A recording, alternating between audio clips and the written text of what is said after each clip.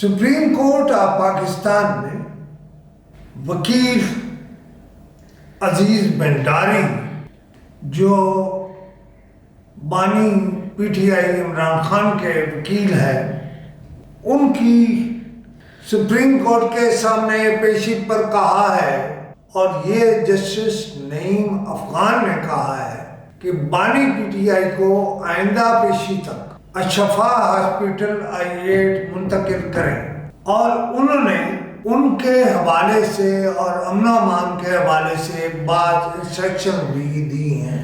لیکن یہ کیوں ہوا؟ اس کی وجہ یہ ہے کہ بانی پی ٹی آئی کا جو ریکارڈ میڈیا نے تشدد بان کیا ہے اس میں معاملات ٹھیک نہیں ہیں۔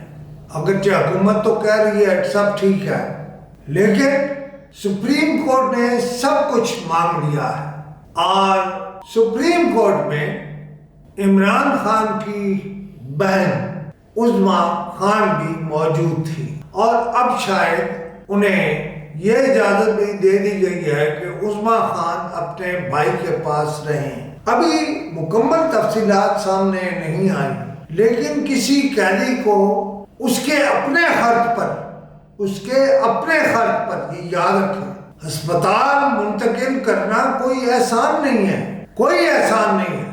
یہ اچھا ہوا کہ انہوں نے کہہ دیا کہ ہاسپٹل کا خرچ ہم خود دیں گے۔ عمران خان کے پاس بظاہر کوئی دولت نہیں ہے، اور سب دولتیں اس کی دولتیں ہیں، لیکن اب سپریم کورٹ نے جو اجازت دی ہے اس کے حوالے سے مجھے یہ کہنا ہے کہ یہ سب نہ تو اچانک ہوا اور نہ ہی بغیر مقصد اور بغیر وجہ کے ہوا ہے۔ میری رائے میں کہیں کچھ طے ہوا ہے۔